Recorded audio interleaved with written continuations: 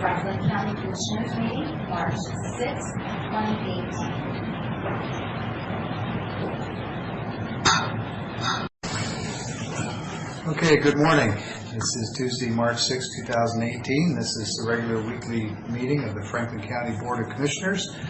We do have a quorum today with Commissioner Cook and myself, Commissioner Peck. Commissioner Miller is out of town.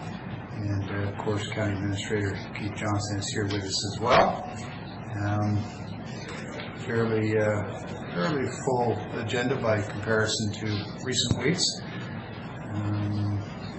Just taken for note here, there's a couple of opportunities for public comment both early in the meeting and later in the meeting. So if you're here to speak with the board, keep those opportunities in mind. With that, we'll officially call the meeting to order and ask you to join us in the pledge if you would.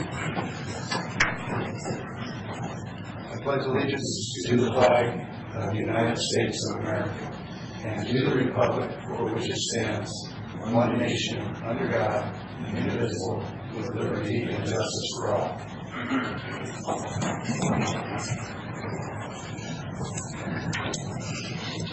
Okay. First item on our regular agenda today is a proclamation recognizing Public Service Recognition Week. To be candid, this one feels a little bit like we're recognizing ourselves. Hope it doesn't come across that way.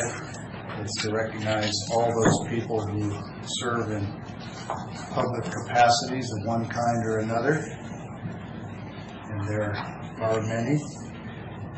We have a nice, pretty proclamation suitable for framing. Copies are available for free downstairs.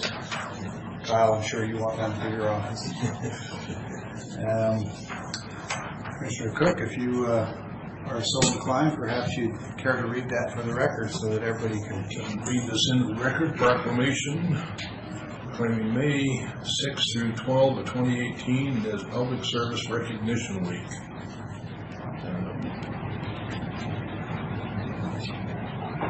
Whereas public servants are an internal part of American society, serving our citizens at every level, from local community support offices to the highest levels of American government. And whereas public employees often commit themselves under oath to serve the needs of our citizens while maintaining the highest traditions and ideals of public service, and whereas many public servants forego public recognition and free market compensation for the privilege of serving others. And whereas many public servants risk their lives as part of their service, whether they protect our nation in the armed forces, serve as first responders in emergencies, and operate local assistance program, or countless other service roles. And whereas Franklin County public servants provide a broad range of services, including public safety, justice programs, public health, road building and maintenance, property and economic development, and serve the numerous other community needs. And whereas dedicated public servants who at all levels are essential to protecting our freedoms, as well as the effective delivery of services enjoyed in our representative republic. And whereas it is fitting and proper that we recognize the contributions of our dedicated public servants at this time. Now therefore be it proclaimed that we, the duly elected Board of County Commissioners of Franklin County, Washington, encourage all citizens to recognize the accomplishments and contributions of public service at all levels, and to observe the week, May 6 through 12, 2018, as Public Service Recognition Week. And witness whereof we have hereunto affixed our signatures and caused the official seal of Franklin County, State of Washington, to be affixed this 6th day of March 2018. With that, I would make a motion that we assign this proclamation. Okay, motion, and I'll second the motion to approve the proclamation proclaiming May 6 through 12 as Public Service Recognition Week here in Franklin County. All in favor, please say aye. Aye. Aye. And I won't even ask if there's any opposed, because no one should have a problem opposing that. There you are. This one or that one doesn't matter.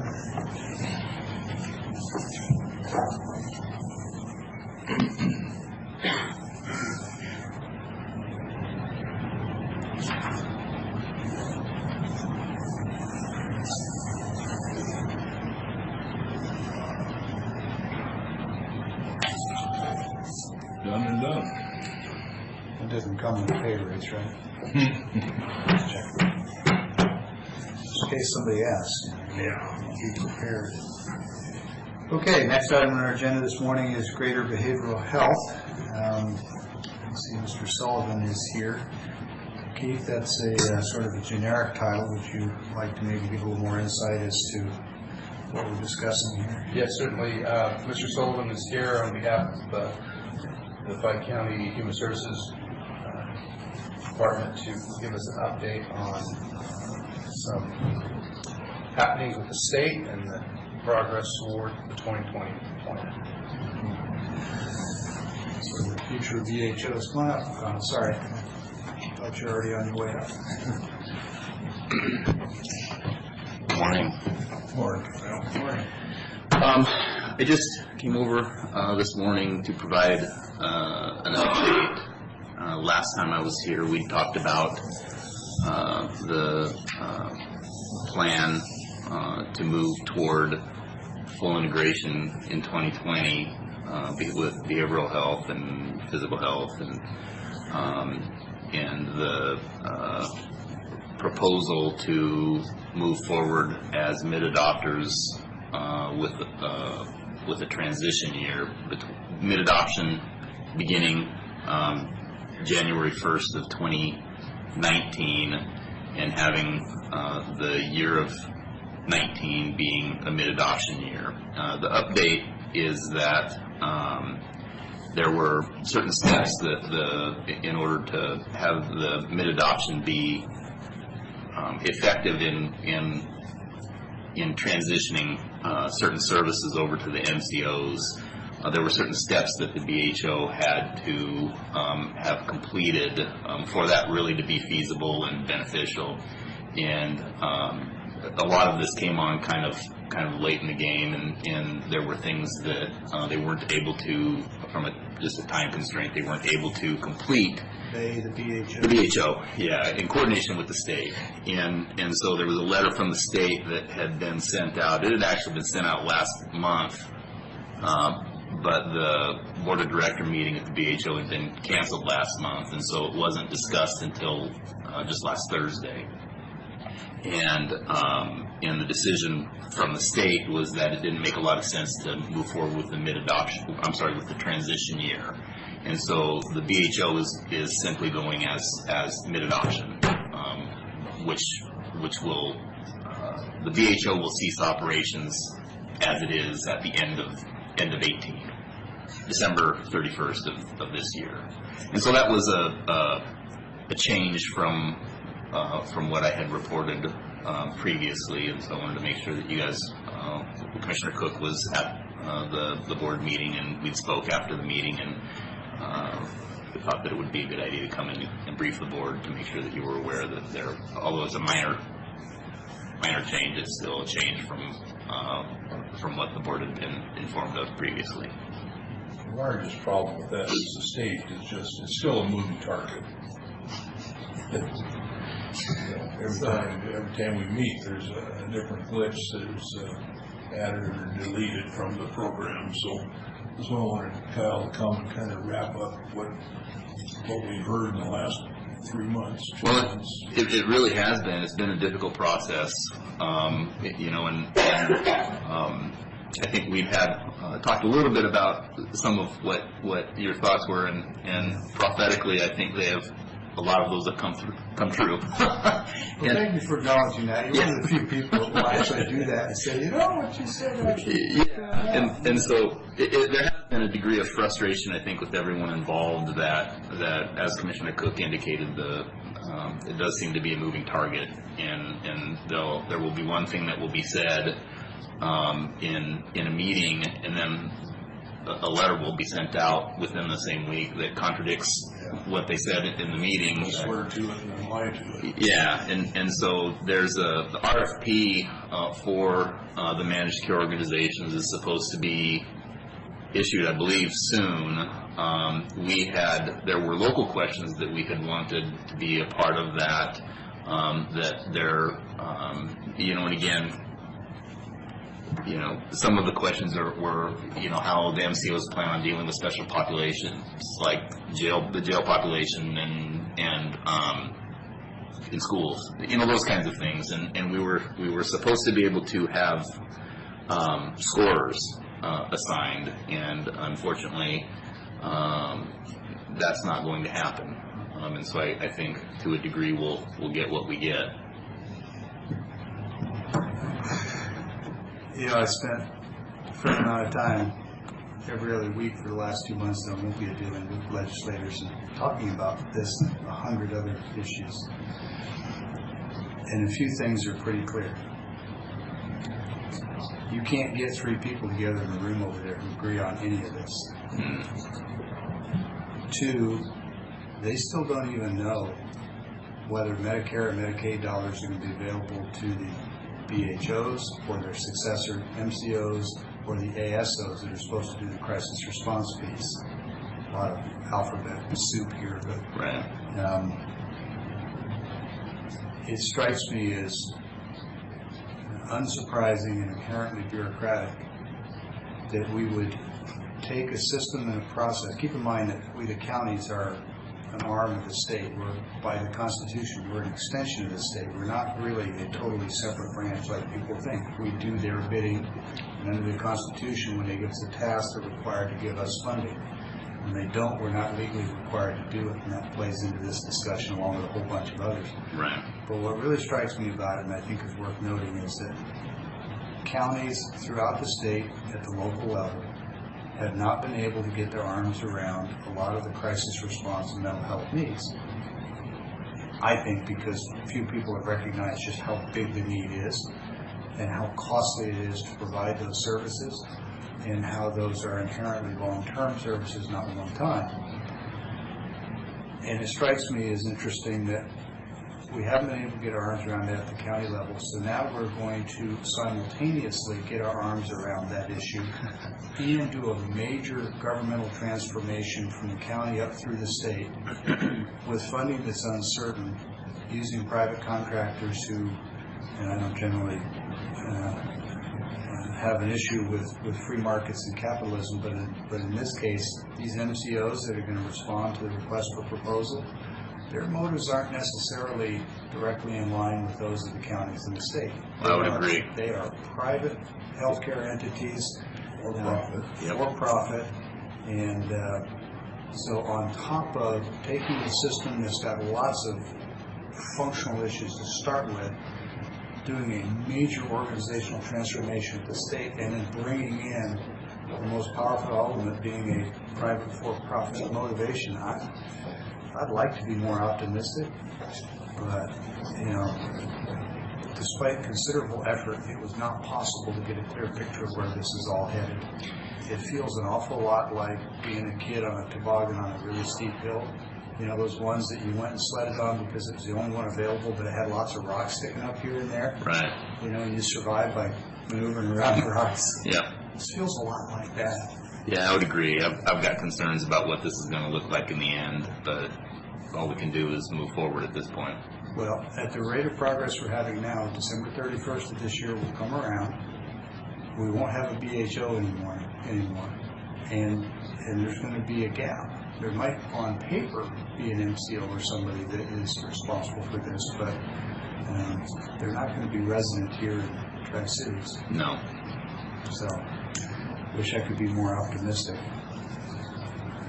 That's the unfortunate part, even over at the meeting last Thursday. It was so undecided of what to do next with the last letter we got.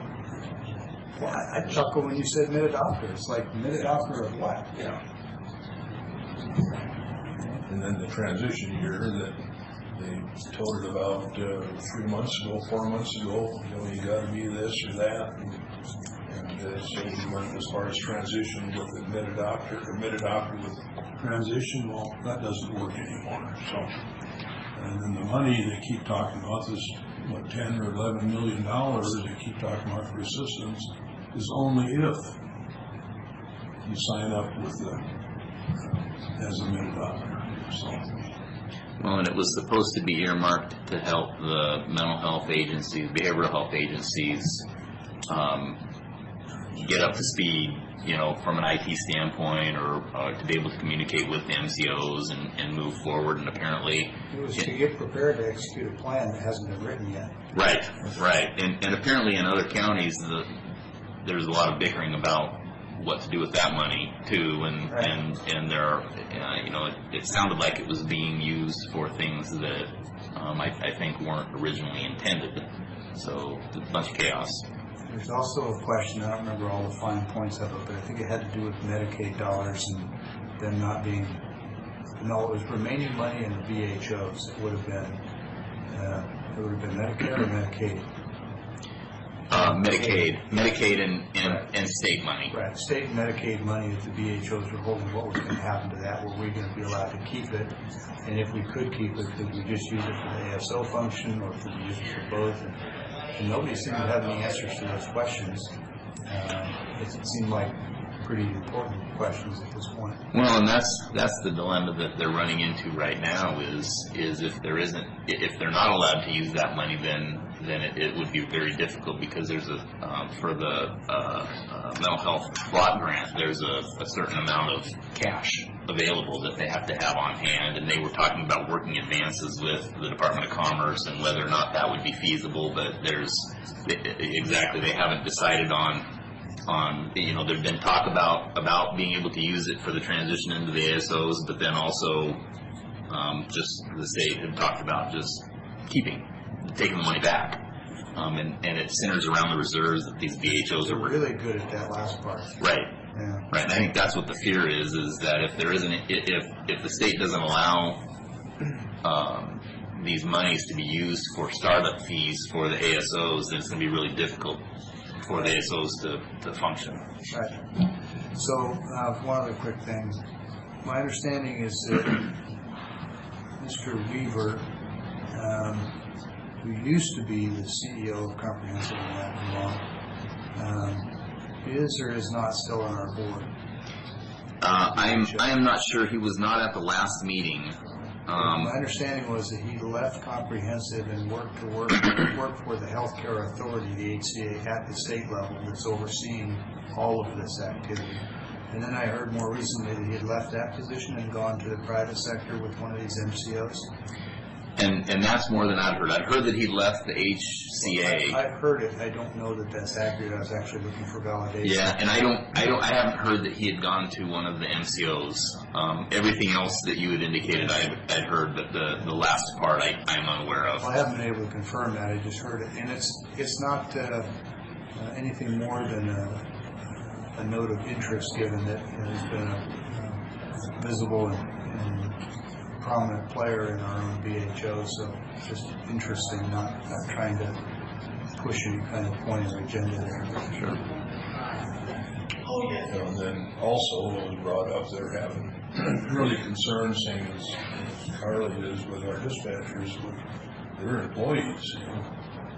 Got to have an incentive for them to stick around, or they're going to be a three-man office, or three-person office. That's been the difficulty in that the writing's on the wall, and so but they still have functions that they have to perform until December 31st, and again, if they drop down to 3 people, I don't think that they'll be able to perform their functions. Probably be the 3 of us sitting in there. Yeah. I hope not. Yeah, well, do what you got to do. I mean, it is public service week, Yes. Okay. Kyle, thanks for coming over. All right, you bet. Anytime. Thanks.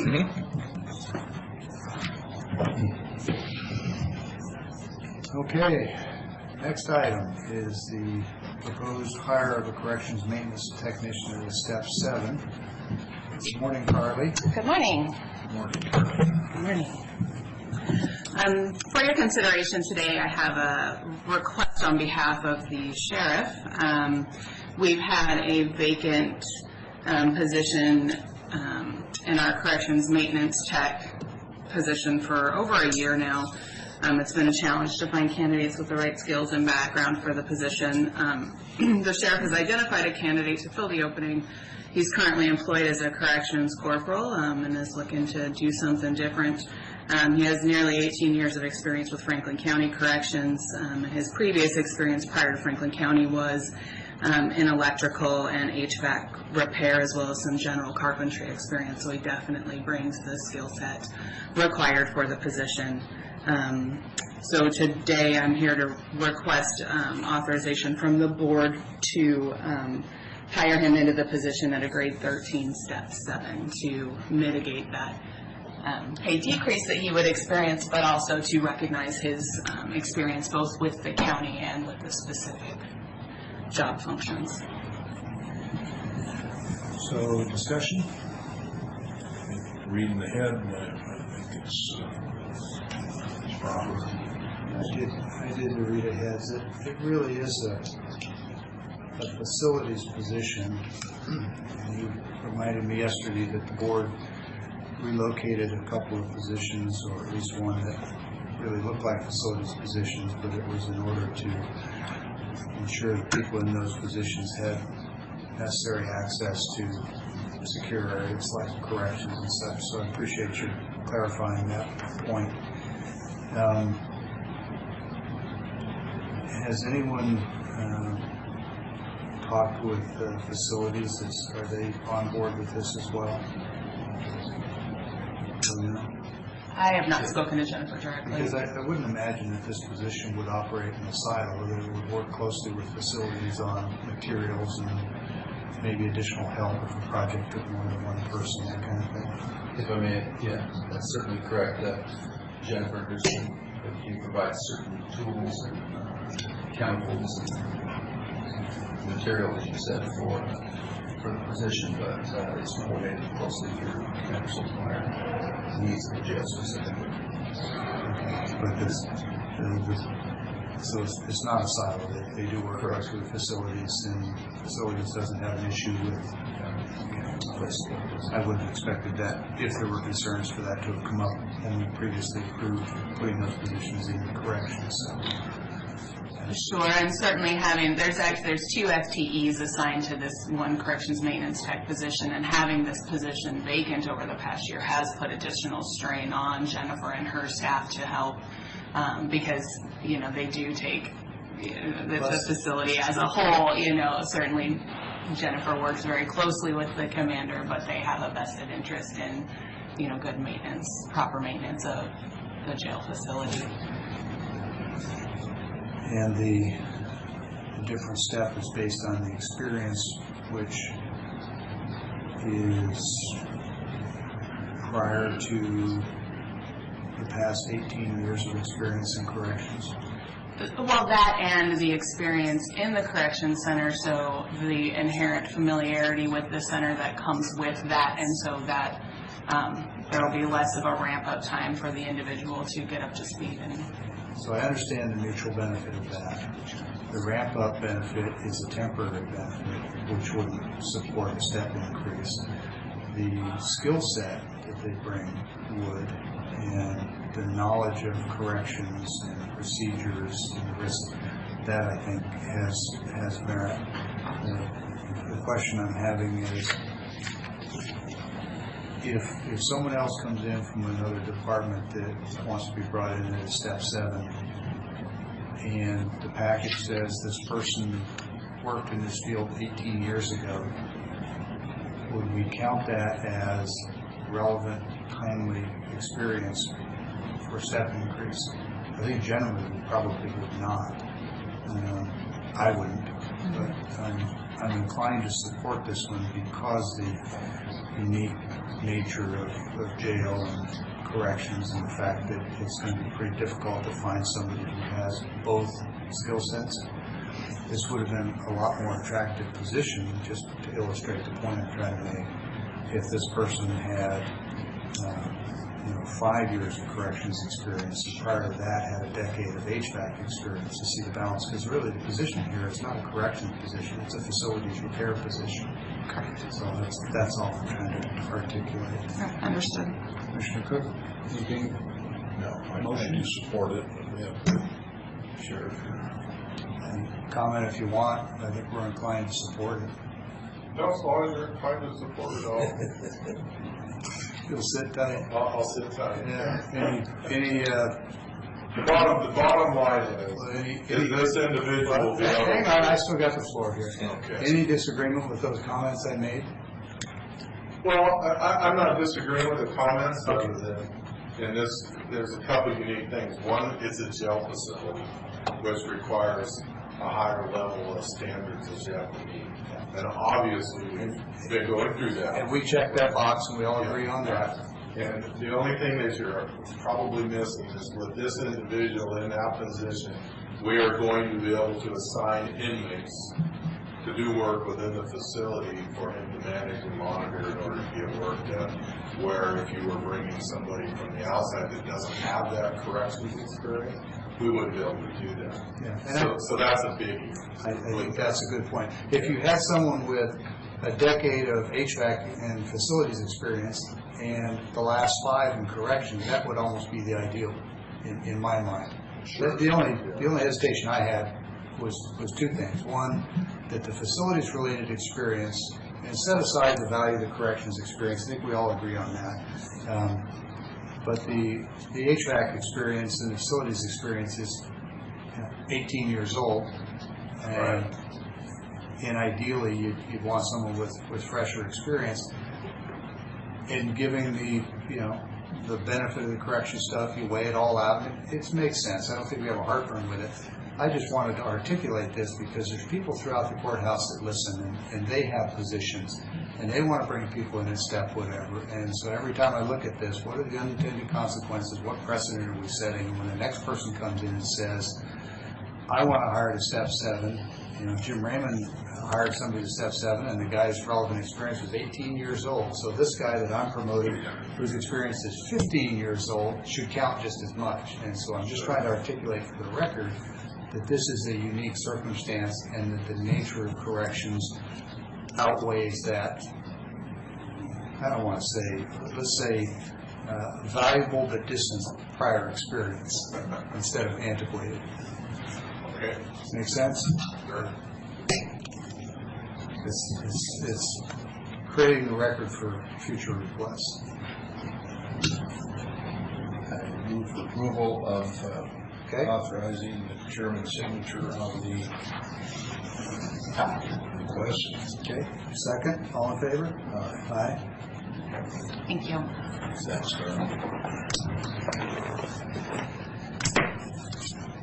Today is the 6th day.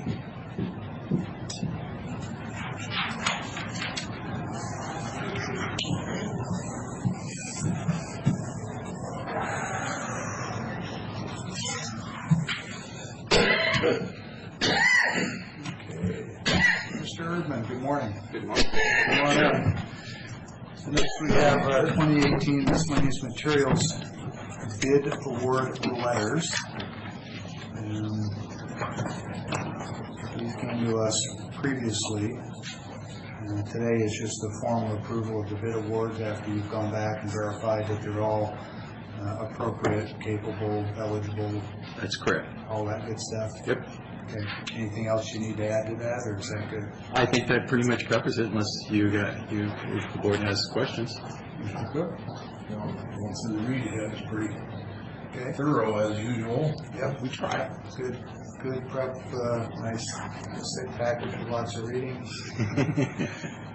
I would just ask one general question, not specific about this. From year to year, I try to sort of keep a mental impression of how costs are going for materials, whether it's sand or gravel or weed spray or asphalt or whatever. Do you have any feel for how prices are going on materials? Are we trending up? Is it staying pretty flat? I relatively thought we had a little bit of reduction in rock materials this year, not as much as I would have liked. Asphalt prices have gone up fairly significantly, at least. And that's But not the last 3 years. Yeah. It's been ticking upward. Yeah, and I expect that to continue probably for the next few years. Do you think that's a material cost or a demand cost? A little bit of both.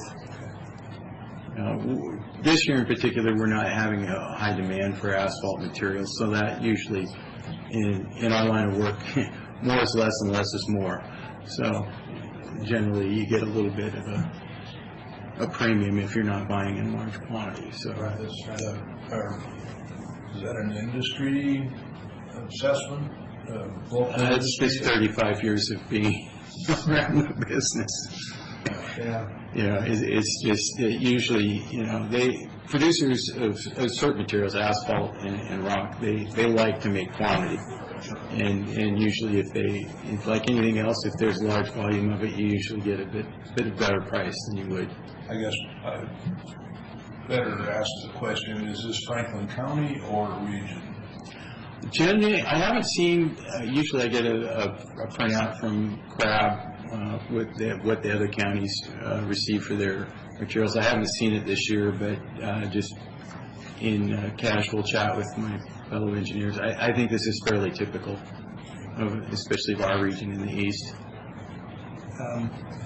I know we have interlocals with other counties and we share materials when people run short. Do we ever do group buys among a 2 or 3 county localized area, or do the suppliers look at that and go, we know what you're up to, we're not going to... We haven't done it. I know that we can, and I've had casual discussions with my counterparts about doing something like that in the future. It seems to me, especially where we have a shop up north and maybe a co-purchase with Adams or Grant and Adams or us, or obviously us and Benton, but just something for the future. I realize that there are diminishing returns when you get into volume, right? There's a sweet spot in there where you get the best rate of return. And then there's the logistics of where does the rock get stockpiled and how much is it going to cost to that's why I move mentioned it. Connell, because we've got a place up there, but if you had to move it from Connell down here because of the volume to split it up, that would be costly.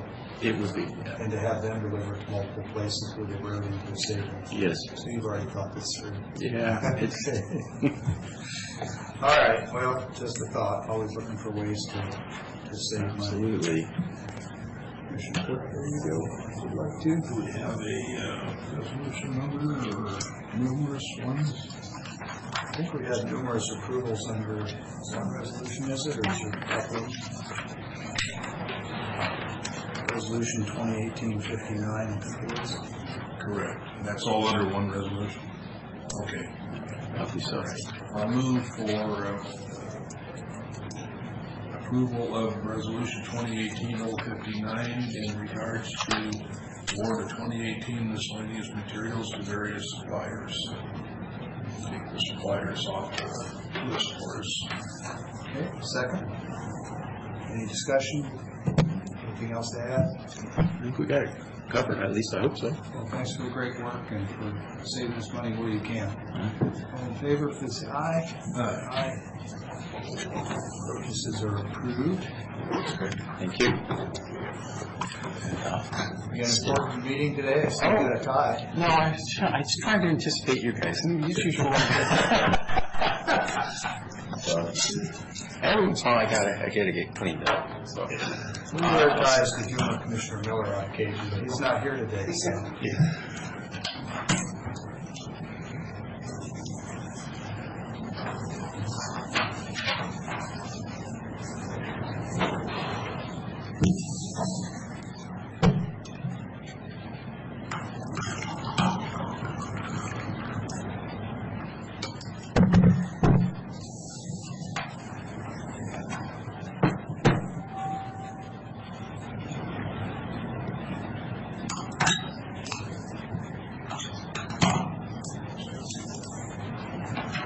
A lot of paperwork here. Copies there.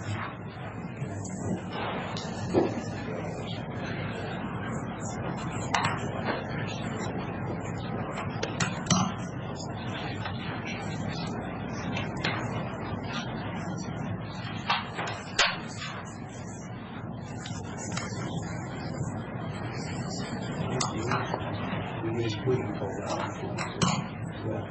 Do it. Was that an abundance of caution? Yeah, long story. So that's provided. Voucher system flags that every time it goes through because the contract I just wanted to put the invoice onto the appendix. It doesn't distinguish between whether it's $1 million difference or a penny difference. So we can fix it without a resolution. Why don't we do a voice vote contract amendment for the 1 cent, and then prompt. I guess that's what he was trying to do.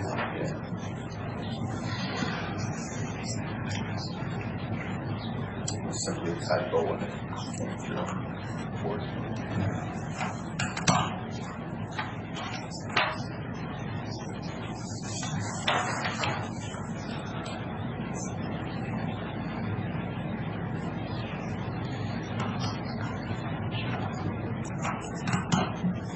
Are you prepared to speak to 5 and 6?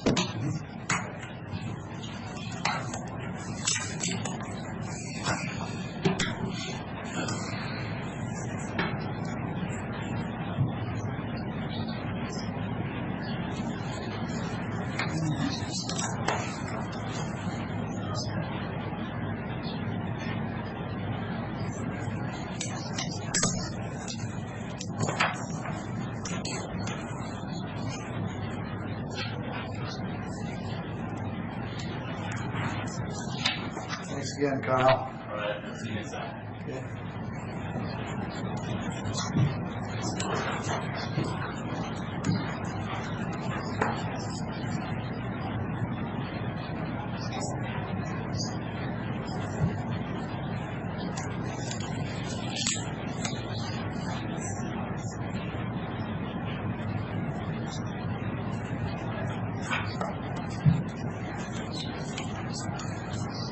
Goodness.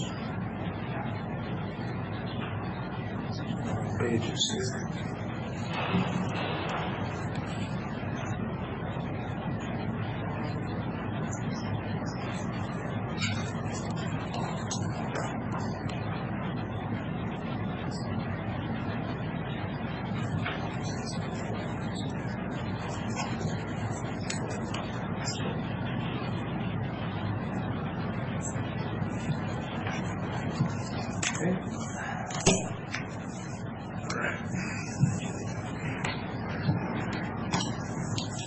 All right, appreciate everybody's patience when we got all those things signed. Next item on the agenda this morning is a public comment period. There will be another one before we adjourn the meeting. If anyone wants to discuss or meet with the board on any issues, now is an opportunity to do that. Okay, not seeing anybody expressing interest at this point. We'll move on to office business. Do we have payroll and warrant documents today? There's fund expenditures, 10 items, miscellaneous, current expense, election equipment, claim victim, jail commissary, etc.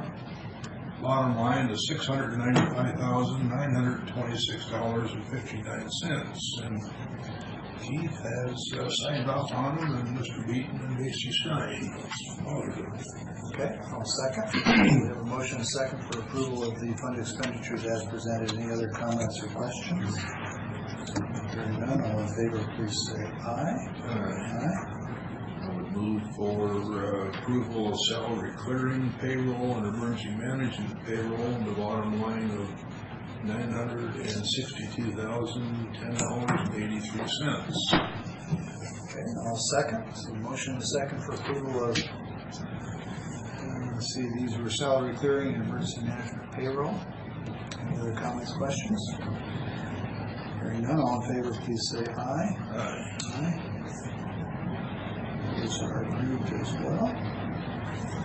Good. Okay, are we done with those two? What we have? Okay. Next item is consent agenda today. There are 10 items that have been presented for approval. Any discussion, request for pulling any items? No, I would move for Mr. approval. Chairman, I'm sorry to interrupt you. I do have a request to remove item number 10. You noticed that there's some material in the minutes that I don't think are stated exactly correctly. I request the board to reconsider that for next week. Okay, so we'll pull item 10 on the recommendation of the county administrator. Commissioner Cook? Move for approval of the consent agenda 1 through 9, voting number 10. Okay. Before I second, I just want to ask Mr. Johnson, we've discussed item number 2, which is an effort to correct a typo in a contract. It involves a 1 cent difference on compensation for a contracted service provider, attorney. And I understand that every time this payment comes through, the 1 cent disconnect between the contract and the paperwork for payment trips up the auditing system.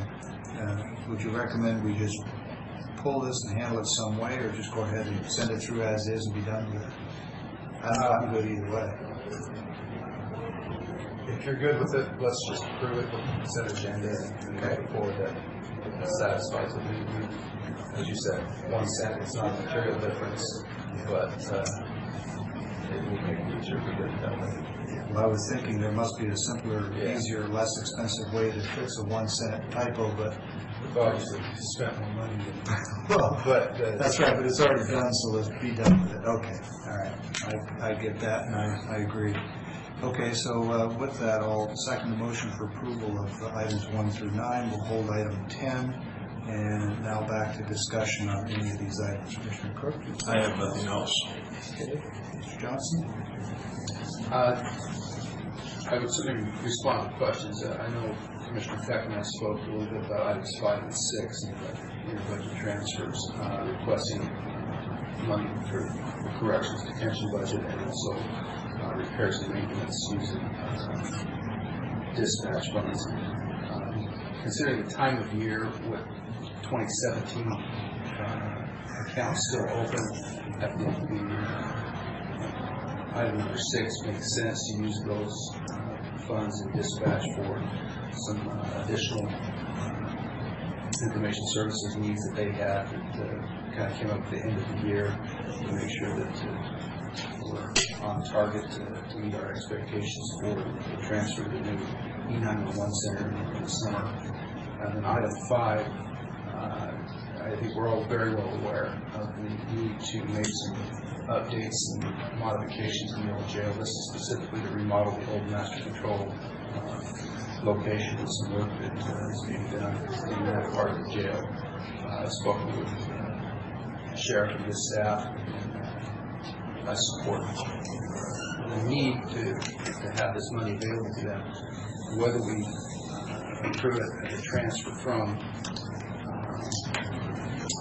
existing funds or particularly in item 6 where it's coming from payroll or personnel costs. I know the board generally doesn't prefer to transfer personnel funds. So if that is not the direction the board wants to go, we could transfer that from contingency funds or from our reserve account, if that's your preference. But purely from a financial standpoint, I think it makes sense to make sure that we cover the transfers. The source of the funding is really an accounting issue, where you would prefer to do that. I recognize that we need to track any budget transfers that occur during the year so they don't fall into the base. We recognize that these are not ongoing expenses at one time. In the one situation, item number 5, it's a capital expense, but I want to make sure that the board is aware that I'm aware of tracking those transfers is important to us. So I asked Keith to speak to these because, one, Commissioner Cook, I know for as long as I've been a commissioner, you've expressed a desire not to salvage a budget line that was understated, but rather to let it show a deficit so that when we plan for the next year, we're able to see that, to track that. I've always agreed with that premise. I don't think any of us up here, and certainly not the sheriff, have an issue or a question about the need to make these improvements. This is about what is the appropriate money, where should it come from. Additionally, I would point out that we have historically tried to keep a very bright line between personnel dollars and operations/capital. That's right. Part of the reason is, without naming names, and I'm not talking about anyone in this room, but historically we have seen cases where personnel money was used for something, and then later in the year there was an unfunded request for overtime that could have been met with those personnel dollars had they been properly escrowed and held. We do have a reserve fund. I suspect there are other ways that we could fund these obvious operations and capital needs without doing it out of personnel. I would suggest, I would really not like to get in the reserve fund for that item. I would rather us use a contingency at this point. If December comes in 18 and we need to do something different, well, that's and I'm fine with that as well. I said reserve, I was thinking contingencies, so good correction. I could go contingency, but so I'm with you. I'd rather not start making, and everybody I think knows what 10s and 20s are, your salary and benefits. And that's a bright line as far as I'm concerned. The red line is between that and 30s and higher. And I don't like to see them mixed. anything before we go to the sheriff, because I'm sure he's going to want to comment too. Yes, the sheriff wants to comment. Okay. Anything, Keith? No. Okay. When you say contingency, you're presuming the current expense contingency. Correct. Okay. Right. So, I'm sorry, go ahead. In the sheriff like that. Yeah. Well, just to make sure we're clear, I think everybody appears to be on board with willing to support the need. It's which color of money and from what account do we want to use it. Okay. Sheriff Raymond, do you want to join us up here?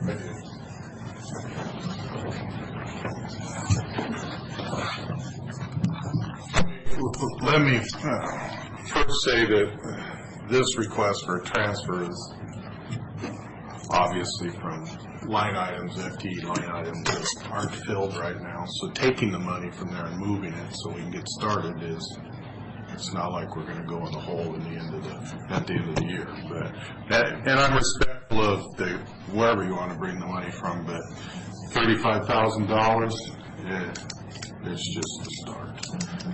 So What I need to do? money? No. Oh. I don't, but I can manage it. I'm good at that. I'm good at watching the bottom line of my budget. I'm sure you are, but let's say you have I'm a pretty sure they've unexpected- been returned back to each year. So let's say And you have some. an unexpected overtime later in the year. What are you going to fund that with? It would be these unused personnel Yeah, dollars. I'm not going to argue that with you. do you If disagree it with comes that? from a contingency fund, that's fine. But here's the point. The point is we have to get started. December 31st of 2018 is coming quick. And when I stand in front of a federal court judge December 31st of 2018, I'm going to tell that judge that I've done everything I can to reach the agreements and the requirements that he dictated to me when that took place. And we've got several different plans in place, but in the meantime, while we're trying to figure all that out, we got to get moving. We have the jail intake that we need to be working on, so we have female intake, so we can go to the next step, working across the whole jail, trying to reach that agreement and that settlement, and that's solely my goal.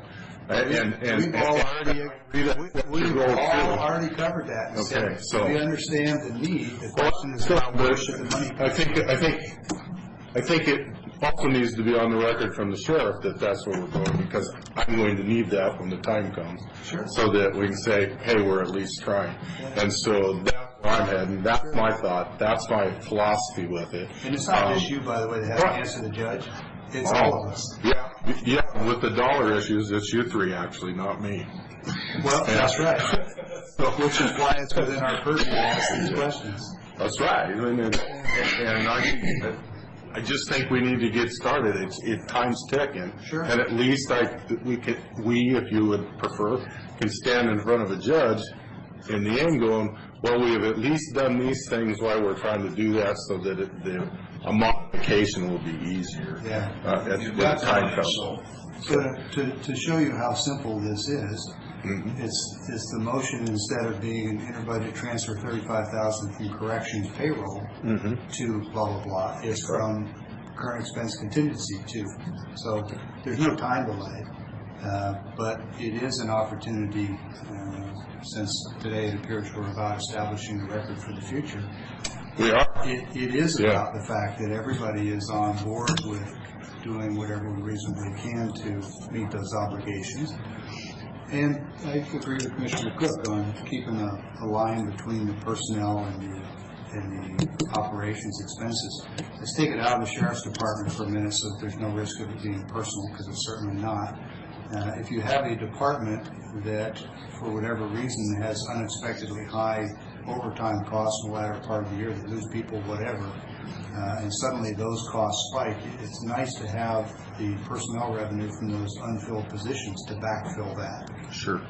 You end up spending the same amount either way, but the board has long held that we'd like to keep those separate. So that's the real purpose of the discussion. And I know that the history of the actions of this board demonstrate that we've been fully supportive of the efforts to comply with those court orders. So I don't think anybody has a question about that either. On the item 6, which was the 2017, I overlooked the fact that it was 17, not 18, and I think the fact that it's end of year spending and we're reconciling the year, I don't have any concerns about item 6. Commissioner Cook, you feel the same? Okay. So then I would propose, Commissioner Cook, that we pull item 5 and we just treat it as a separate item, and when we make the motion, we just motion it as instead of from corrections payroll, just from contingency, current expense contingency. How does that sound? Okay, so with that, we've got a motion which was for items 1 through 9. Mr. Cook, I understand you concur with pulling item 5, so now we have a motion for items 1 through 10 minus items 5 and 10. And I'll second that. Any other discussion? Okay, all in favor, please say aye. Aye. Aye. Okay, so those items are approved, and while we're on the topic, let's go ahead and do a motion for what would have been item 5.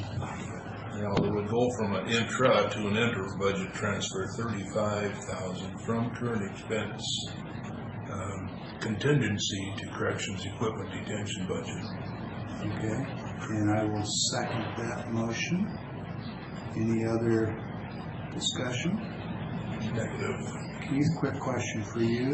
These funds should be as quickly and readily available coming out of contingency as they would have been coming out of this payroll budget, correct? Correct. No change, it's just a matter of what numbers they put on the payment forms. Okay? All right, all in favor, please say aye. Aye. Aye, okay, so that is approved. So Sheriff, you got your funds. We got our budget clean the way we like it. Everybody should be happy. That moves us on to administration office business. Mr. Johnson? The only thing I have today is a request for an executive session, up to 20 minutes, under RCW 42.30.110, paragraph 1, subparagraph H. I would ask that Carly Nave and Jen Johnson be here to participate. And the general topic under the RCW is? Evaluate qualifications of candidate. Oh, I'm sorry, reading the wrong one here. I need to correct it. Code cited. It is RCW 42.30.1101G. Evaluate qualifications of applicant for employment or performance of public employee. No action to be taken during the executive session. And how much time do you think you need for that? Up to 20 minutes. Okay, up to 20 minutes. So with that, we'll go into executive session at 9:55 for up to 20 minutes. There it is, 9:55. So close the door, please, and we'll get underway. And as usual, we'll try to complete our work early and come out early if possible.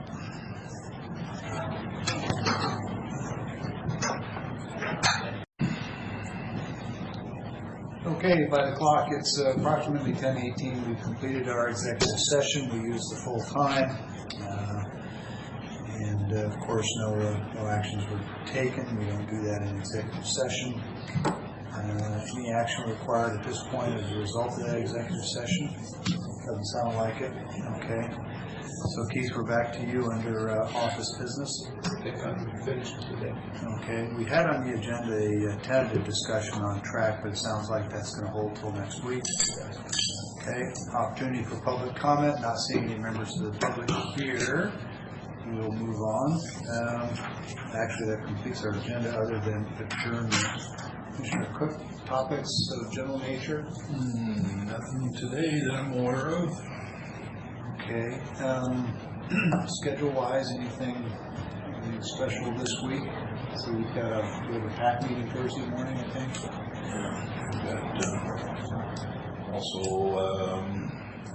Friday morning with this Visitors Tri-City, we'll be picking on a new CEO that Chris is retired. Is she actually retired or pending? Well, I think it's pending at this moment, but last week was her last meeting. Oh, okay.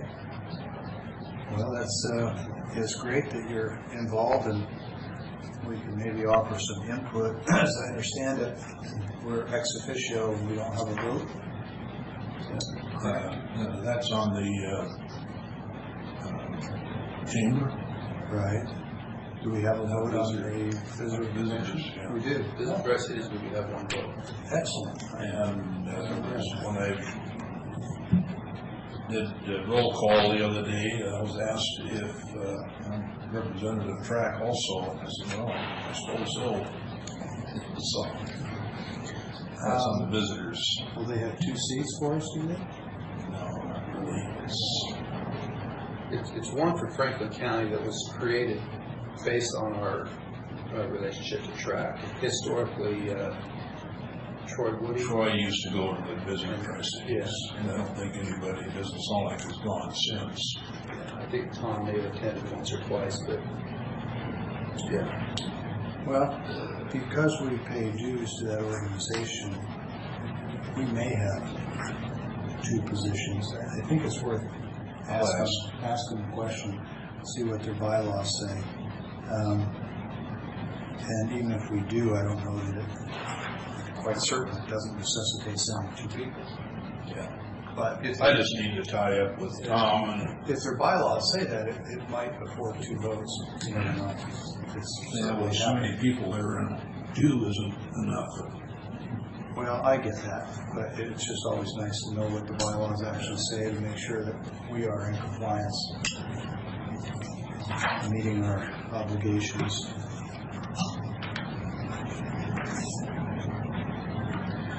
Need to make sure I don't sign any of these that we took out. So we took out items 5 and 10. There's 5.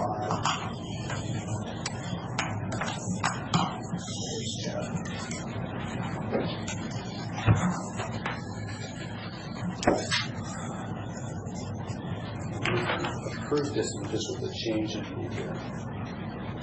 numbers. I think what we need to do is just change the language on that. We handle it as a separate resolution. So just either pen and ink or print out a new one with the correct language. Print out a new one. Yes, I think so. And if it's not affecting the signature page, I don't even mind signing that in advance. It's all in one.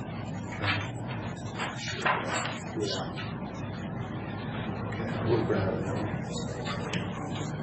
Like I say, it's going to be an inter. Yeah, that was a good catch. Now rather than intra. Yep.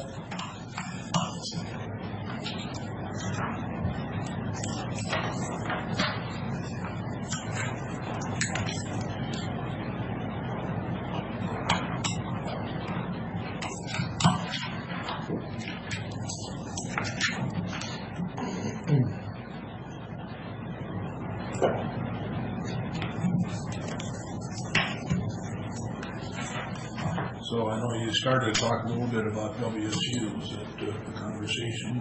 Yeah, we, after the Legislative Steering Committee meeting last Thursday, we had I guess it was a 2 or 3 hour meeting with a representative from WSU, who is I think the acting provost, I think is the term, for the extension department. I'm sure I got some of that terminology wrong, but that conveys the idea anyway. And he was offering information on the current state of extension and soliciting input, suggestions on extension going forward. They are budget challenged like everybody else, and they're under the gun.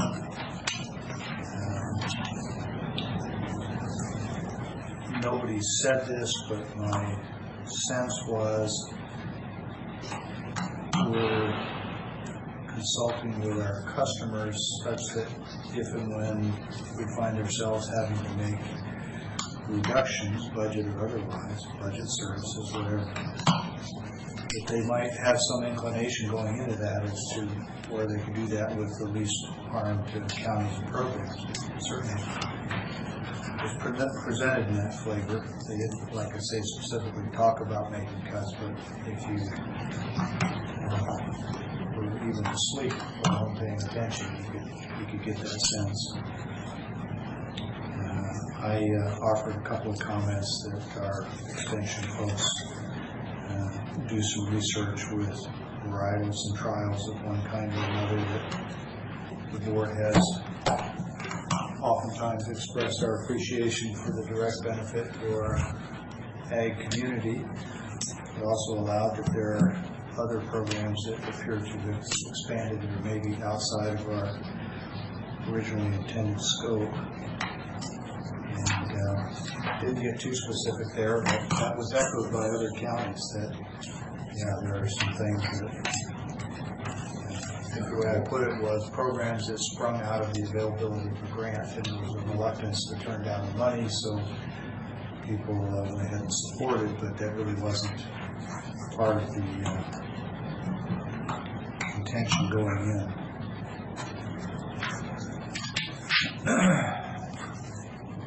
So yeah, it was a pretty good discussion. I stayed to I won't say the very end. I stayed to the very end, but it was getting toward the end of a rather long day, and it was because White Pass was open. The roads looked pretty good. I was anxious to get started as soon as I could, and I left sometime late afternoon. Got a little fast just before it got dark, so it all worked out fine. Some days when you're over there, as you know, Commissioner Cook, by the time it's the end of a long day, the last thing you feel like doing is driving 4 or 5 hours and all or partly in the dark. So, but it was good. The meeting with the governor that morning was good. We talked about the Public Records Act. I think most of us were pretty sure that he was going to go ahead and veto it. I think I mentioned previously that a couple of county commissioners had talked about the fact that it was almost a certainty that there would be a citizens initiative against it if it was allowed to become law. I think that might have influenced the thinking some. I don't have any way of knowing. Because our constituents are interested, the last time I checked, we had the bump stock bill looked like it was going to go to the governor's desk and likely be signed, but it didn't appear to be any other firearms bills were moving forward, and that was echoed in the update from Senator Kennedy in his most recent email. That's all that comes to mind right now. Anything else before we adjourn? No, I was just kind of curious how that WSU conversation went. It's, like you say, it's some of these programs are just kind of morphed into more than what was originally discussed. sort of classic Mission Creek. The opportunity and the means come together at the same time. You have extension willing to do it.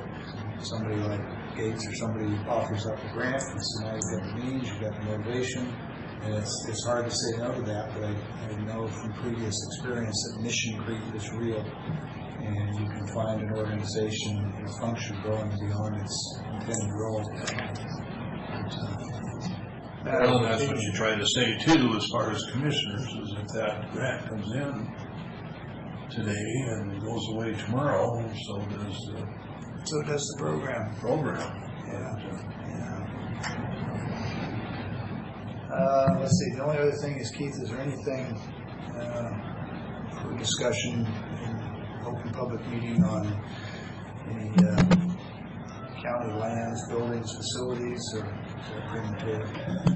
Only premature to the extent that not much has moved since the last we spoke. I think yours current office. We're looking at some options with the Davidson building, a long-term lease, maybe with an option to purchase, but nothing solid has changed since we last talked. Have we responded back to them yet? No. Do you I will. Do you have what you need from us? Yeah. Okay. All right, last call for any comments. Carly? Commissioner? Karen? drop the hammer. Keith? We're adjourned.